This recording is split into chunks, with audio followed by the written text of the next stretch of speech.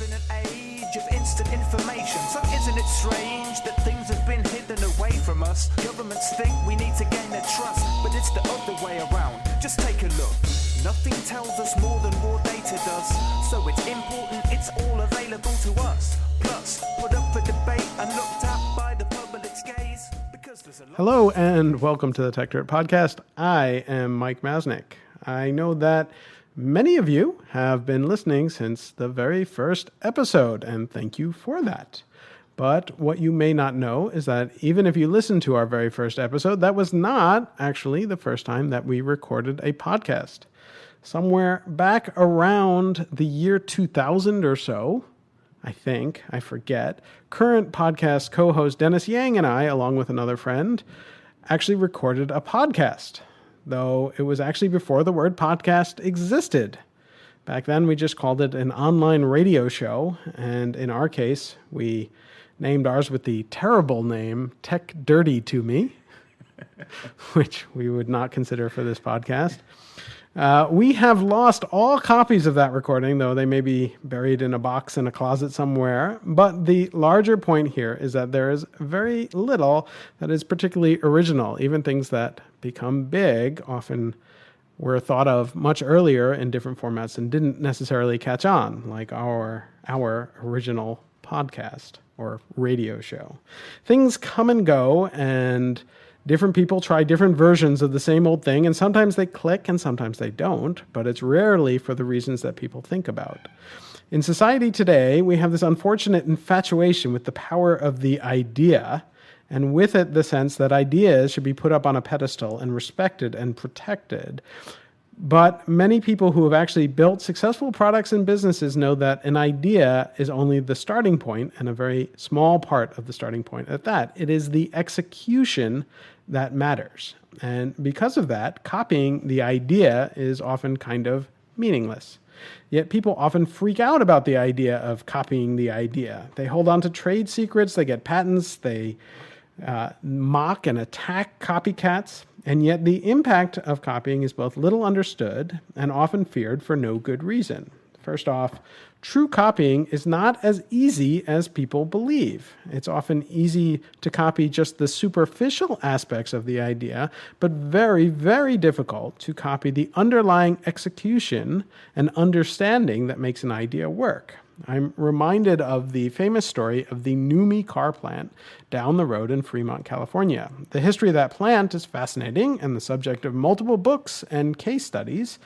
The factory that's now owned by Tesla, it became famous after it was actually shut down as GM's worst performing auto plant in the early 1980s, only to reopen with the very same employees just a couple years later, but run by Toyota to build both Toyota and GM cars.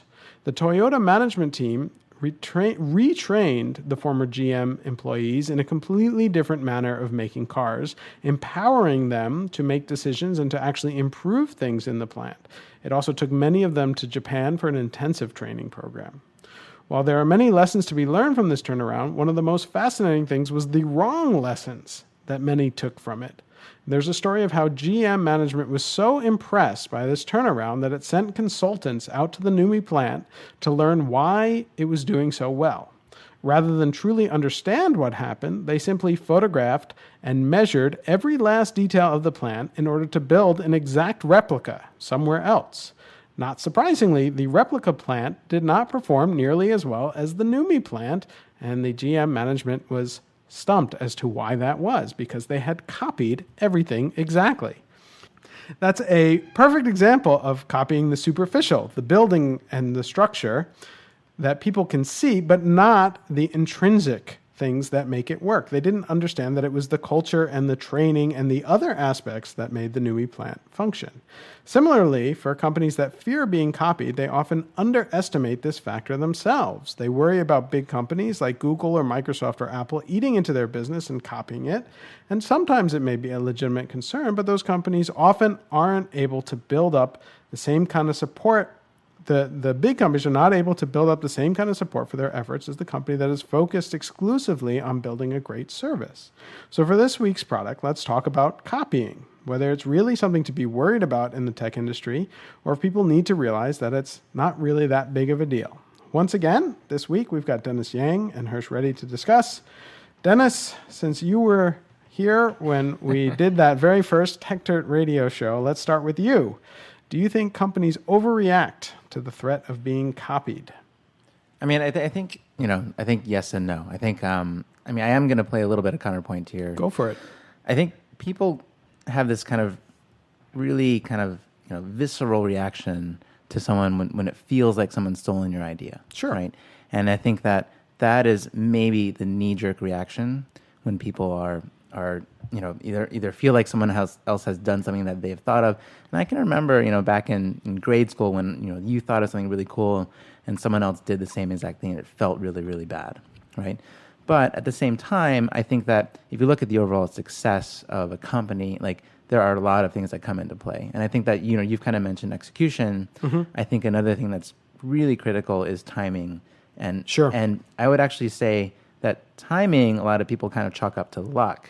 Mm-hmm. But when it comes down to an idea, it's not a lot of times it's not just the idea itself, but also the understanding and the insight that the timing is right. And I think that's getting to the point of the intrinsic understanding, right? That's the stuff that is not, you can't copy the ecosystem that makes it possible for some of these ideas to succeed. And I think I would say maybe I would agree with you in saying the overvalue that gets placed on the idea itself, and I would say that misses the real nut of what an idea is. It's like, this idea is good and it's the right time to do it, and we have the right people to do it. Do it in the right way. And I think that really is the core of how if you look back at the successful companies, it wasn't just the idea, it wasn't even just the execution, it was the idea and the execution and the timing. Right. So if the market is really ready for this kind of solution, then then it could catch on. And that's why we see things today that are catching on that people tried 15 years ago and wasn't successful because other elements of the ecosystem, it wasn't that the idea was bad. Right. I mean, we did a podcast not too long ago about the gig economy, and we talked about, like Cosmo as this thing that was there 15 years ago and didn't catch on, but that was because there were a whole bunch of other issues. It wasn't that the idea was necessarily bad. Right. Like, Cosmo, Webvan, Peapod, all the first generation kind of delivery food ideas. And now we have, successful versions of those, and Instacarts and, Caviar and, Postmates, et cetera. Right. So I think that, partly is execution, but the idea is important. It's as a spark. Sure. But the insight, as to how to execute maybe is equally important. And I think, one element of that, which I agree with you, is to some extent is that understanding of the market. And I think that maybe that's the element that people underestimate the most, right? So it's not even so much that the timing is right, but understanding that the timing is right and understanding that the market actually is ready for the kinds of offering that you're providing.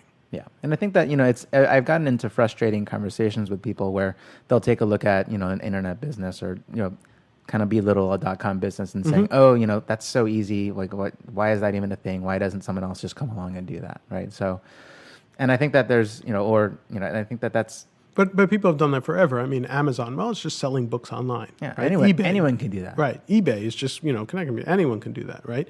But those were the guys who did it. And it caught on. Because the idea feels so simple. Right? So that's kind of the opposite side of someone stealing your idea, which feels really hard and hurtful. But then the other side of it is when you see someone else's idea that you didn't think of, and it all of a sudden feels so simple and stupid. You're like, that's not that special. Right. Why are they worth $50 billion? Right. I hate being the patent lawyer and bringing up this point. Go for it. But that's why we have you here.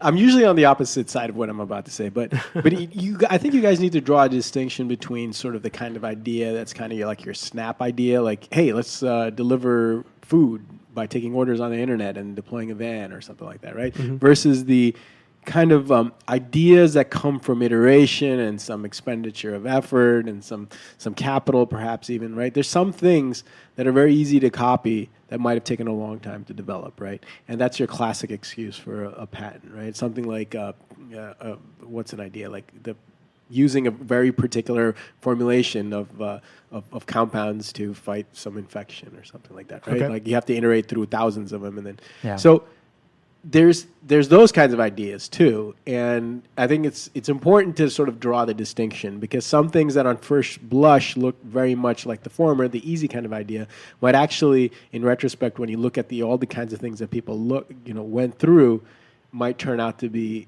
actually the latter kind, the very difficult kind of idea, right? So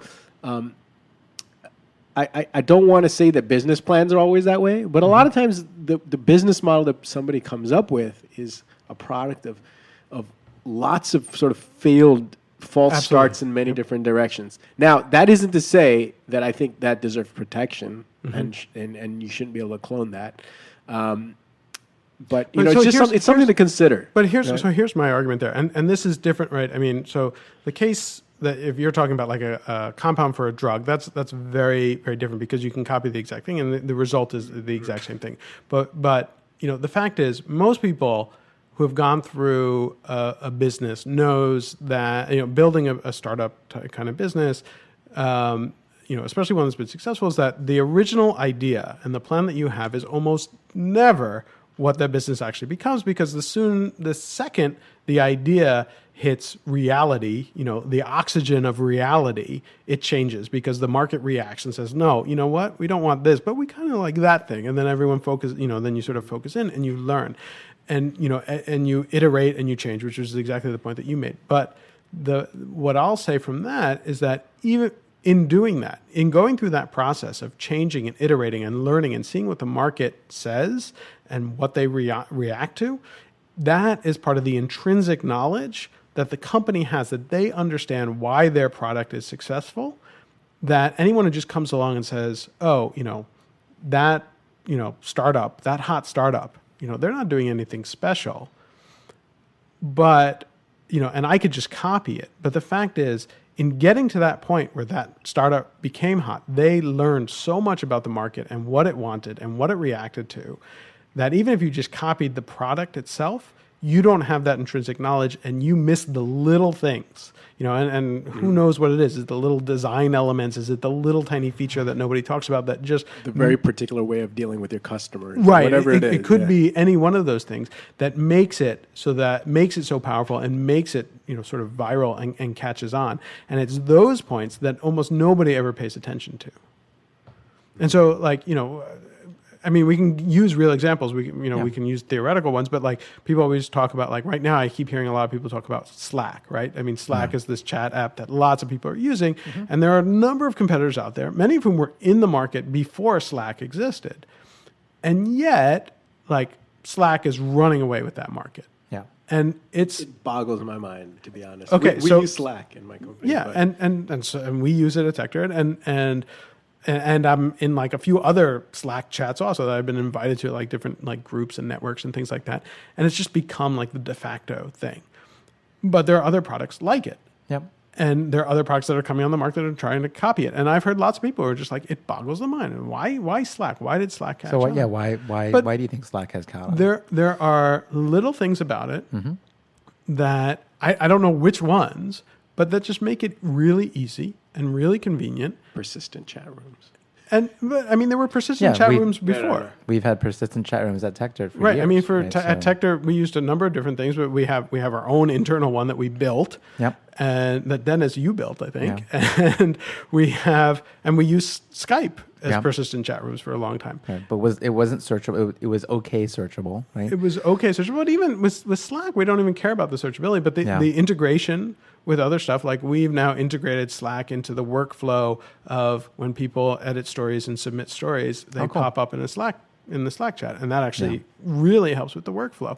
And they're just little features that make it feel comfortable and useful in a way that goes beyond just it's just chat, it's just persistent chat. What's the big deal? And I think that if you're the product manager of HipChat, You Sure. can be like, hey, why don't we add integrations?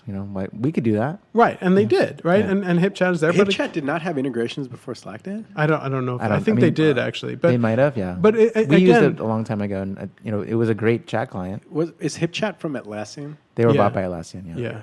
yeah, but again, but this is part of the point is that I don't know that anyone could pin down why, but I think there are little things in there. It's that- also, I mean, it's a great example of what you're talking about, because if you look at Atlassian, that is not a company that stumbles on trying to discover what customers want. They have executed time and time again Sure. on exactly these kinds of products in other spaces and Yeah. done it Sure. amazingly well, right? Well, and, even- I and the mean- fact that they could not nail this, even though they bought this is their wheelhouse. Yeah. exactly. And that somebody else came in. Well, Who and probably are, what's the background of these guys that are building? I mean, it was Slack? Stuart Butterfield Stuart, yeah. from Flickr. So it's not even like this is his third chat app. This is like his first No. chat app. Yeah, but it is his next iteration of trying to build a game and Right, make yeah, an right, amazing which- company. Yeah, but I mean, even Atlassian, right? I mean, when Atlassian first came on the market, they were kind of a copy of another company, which I'm even blanking on because I don't even think they exist anymore. But I actually thought they were behind, because I'm like, oh, they're just kind of copying each other. And then Atlassian took off, and the other company went nowhere. And I sometimes I think it's it's not the overt idea, right? It's not persistent chat. That's not the powerful thing about Slack, right? It's that combined with all of these little things that just make it worthwhile and push it over the edge. And I think there's so much of that. And again, the other example that comes up a lot is Uber, right? What's so special about Uber? It's just, delivering cars to people and organizing that. I And prefer Lyft. or Lyft, right? So, I mean, either one of those. But, again, or Airbnb, right? What's so special about it? And people make this argument all the time. And I think that, in the case of Airbnb and Uber, and even Lyft in that case, I think what people fail to understand is that building the product is only half of it, right? It's like the idea is only, the idea plus the product itself, it's a small part of building a successful company. And I think that there's, as a product manager, I would like to think that you build an amazing product and people will come, but Uber and Airbnb are very good at their user acquisition, right? And that's the kind of stuff that you don't see as But a Slack- customer but Slack, behind don't the you- scenes, right? So Slack is the exact opposite of that, right? They didn't even do any customer acquisition. They just, they built word of an mouth. inherently viable product, right? Which, as a user acquisition strategy, is amazing. Yeah. And the fact that you have Slack channels that you can invite people outside of your company, okay, got right, it. and invite people to these Slacks that are not just company focused. To, talk. I was invited to a product management Slack where people just talk about product management stuff all the time. I don't know if they maybe it feels, hopefully they intentionally did it, but they thought about user, and I think more and more thought now is being put into user acquisition. People are calling it growth hacking or whatnot. That part of building a business is as important as building the product itself and having the idea and having the insight of the right timing, right? So and I think more and more people, as they start to look at businesses, asking the question of how you build a great product, you have a great idea, how are you actually going to get customers? I think is what a lot of people on the outside looking in on companies just coming out of nowhere, just like, oh, it feels like they just magically acquired customers, but I don't, that's not the case anymore. So. yeah, no, I think it's an interesting challenge. But again, to some extent, the whole growth hacking thing, to some extent, goes Can back. we just call it sales, by the way? Yeah, it's Marketing. fine. Marketing. It used to be called marketing. Yeah. But it's, but to some extent, real marketing, and this is just, I'm the business guy Yeah. here, right? I'm the MBA. Well, you had a marketer title at one point, didn't you? Yeah, very briefly. Yeah. Yeah, I did. And I have the MBA, so I'm, Yeah. evil that way. But one of the things that I actually did learn in MBA school, was that marketing has a bad rap, right? Which is basically this idea that, you're trying to trick people into Right. wanting to buy something that they don't really need or want, right? And certainly a lot of marketing is that.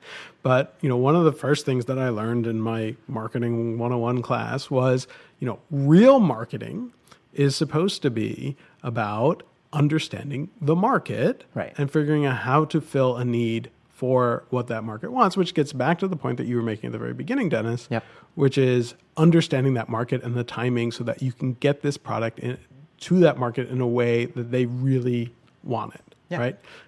And so, yeah, it And I think, absolutely right, is marketing. And the best products have that understanding of the market built into the product itself. So it's not a matter of building a product, you're done with this amazing product, and you throw it over to the marketing team for them to market it, right? Right. And I think that that's kind of the key part of that insight in the idea. It's not, Uber is a great idea, right? Everyone wants to get transport. If you want to call it transportation, we actually talked about this before. Sure. Transportation is a great product, right?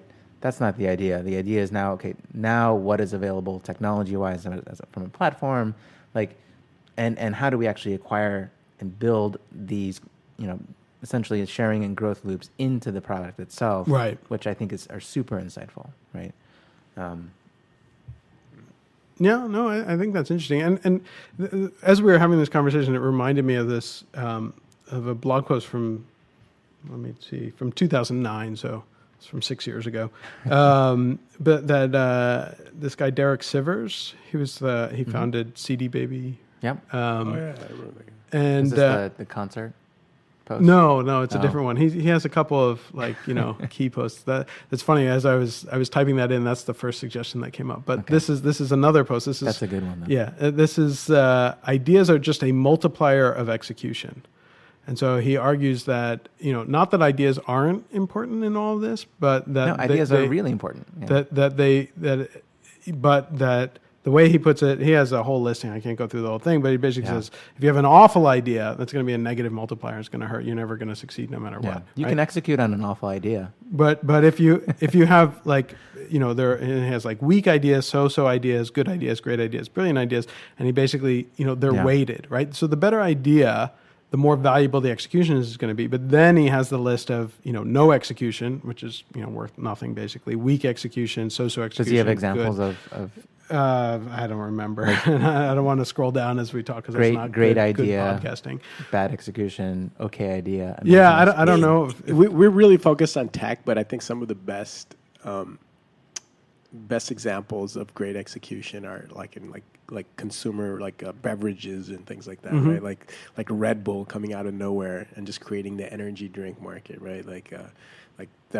And then after them, the 5-Hour Energy guys, who seem to just be Red Bull in a smaller bottle, right? Essentially, and better product placement in terms of Yeah. right next to the register. Yeah, exactly. And that was the key thing there, right? And those are ideas there, but we don't know all the execution that went Sure. behind actually getting that stuff there. Right. And Well, and so that brings up another point that I wanted to make about the whole copying aspect, which is that people again fear it, and I understand why. If you're the company that's being copied, you dislike that and fear that, but that's part of the way the world innovates, right? Is that if somebody sees a good idea and they think they can do a better job of it, if they can execute better, then you have the 5-Hour Energy guys coming on, taking the Red Bull concept and we can argue whether better or not, but better impacting the market, right?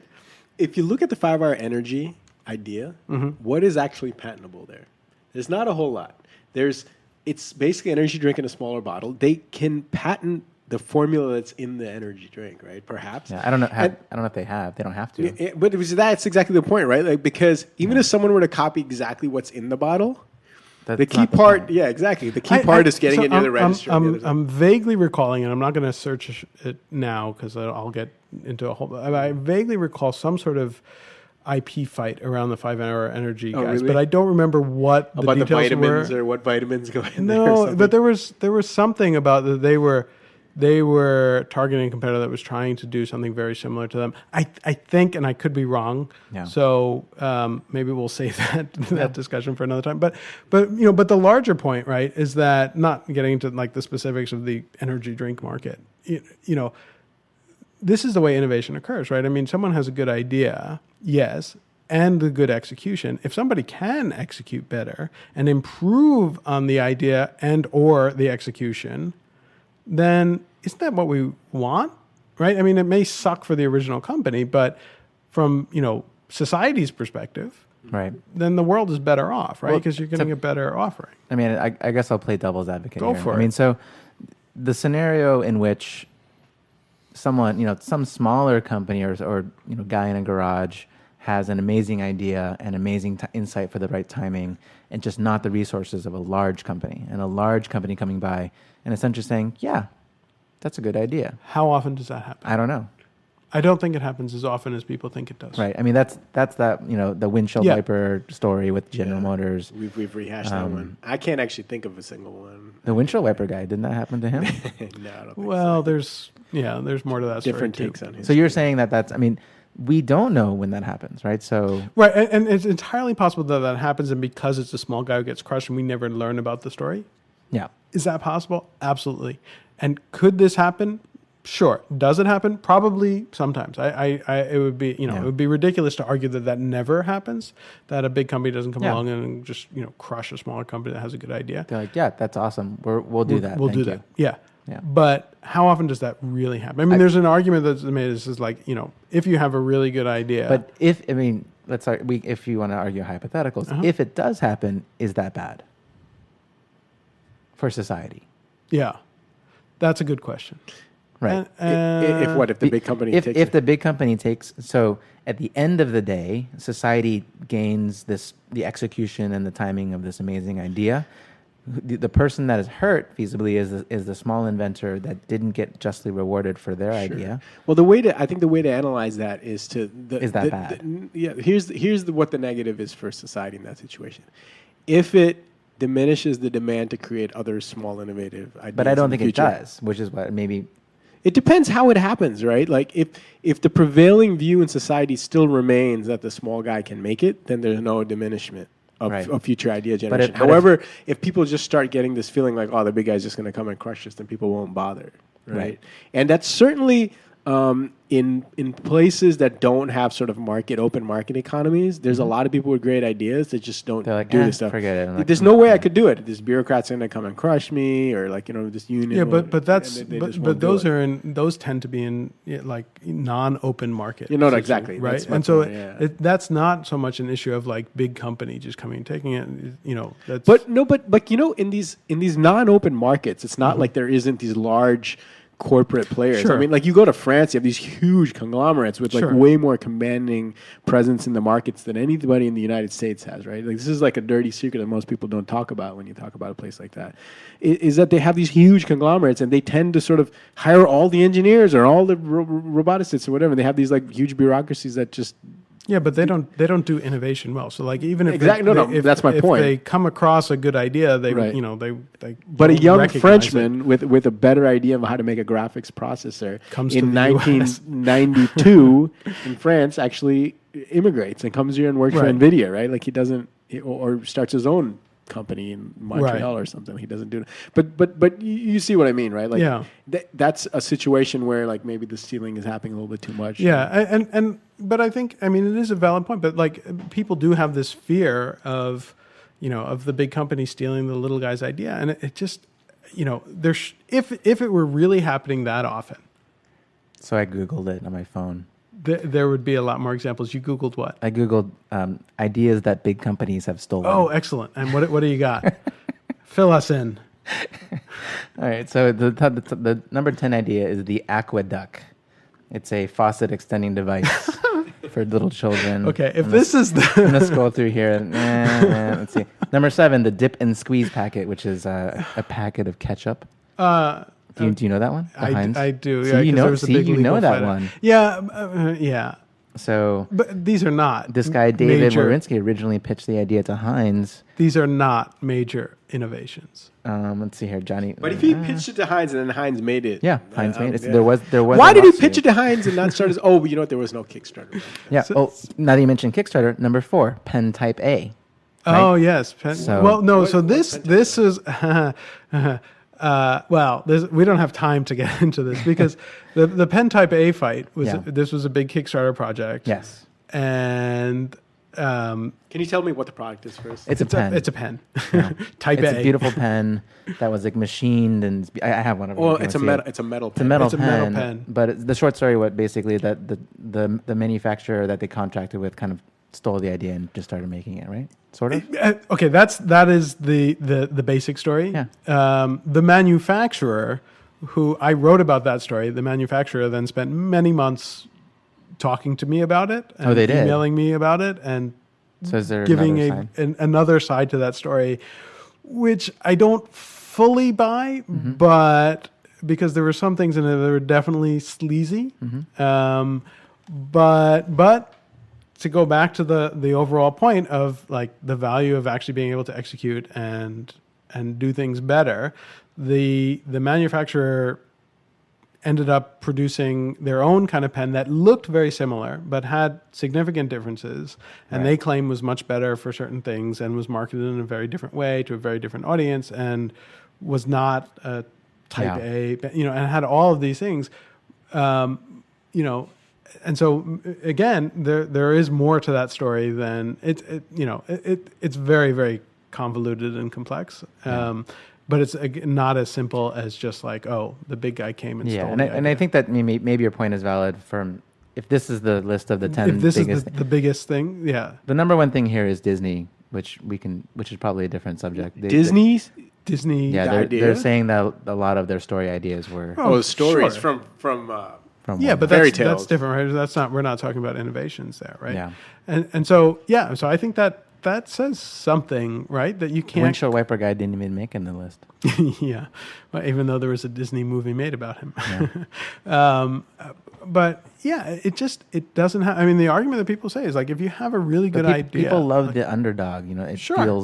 feels like the David and Goliath story, etc. I think but it just doesn't happen that it often. makes for good stories though. Yeah, that's why Disney made a movie out of it. All right, so let's sort of round up the final thoughts on copying, good or bad. I mean, copying Does it matter? it doesn't matter. I mean, innovation, right? Like, Yeah. is probably what you want to call it if you're copying someone else's idea. Sure. Or I wouldn't say that broadly. But same idea with different insights, right? And because of course, success is not just the idea itself. There's Right. timing, there's execution, there's marketing, if you want to call it. There's a whole suite of different factors that have to come into play before you end up with a successful company. I think my thoughts on it are something that I've gone over before in sort of our patent podcast, which is that We have new listeners. yeah we have new listeners. So But maybe- if you haven't heard the patent ones, go back and listen to Yeah, them. exactly.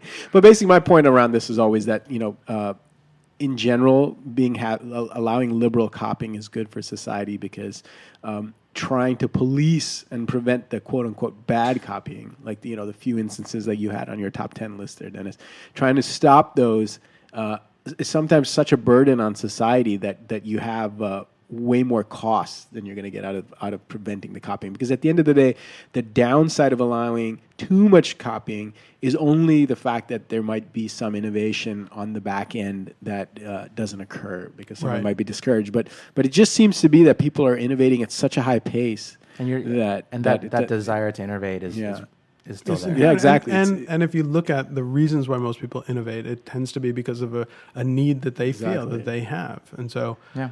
yeah. So really, if you look at it from sort of a utilitarian, sort of society's benefit point of view, there's very few reasons to sort of restrict broadly and strongly restrict kind of copying, to the extent that we have with our really over restrictive, patent system and copyright system. So. And obviously, I think I agree with that. But again, I think that there has to be this recognition that this sort of, and I understand that the gut emotional reaction to like copying feels unfair, and that visceral reaction, I totally get that, and I feel it too when I see things like that, and I have that emotional response. But I think if you think beyond that and the logical response and how often that really happens, and how much, how often the copying really is just the superficial aspects, which don't matter nearly as much in the long run as everything else, including the execution, understanding the market, and all of the little things that we can't see and we can't even name if we're looking at an example of it, but are really important. I just think people overreact, and I think there needs to be some sort of effort to, at a societal level, to become more comfortable with the fact that this is actually good for society and not a bad thing.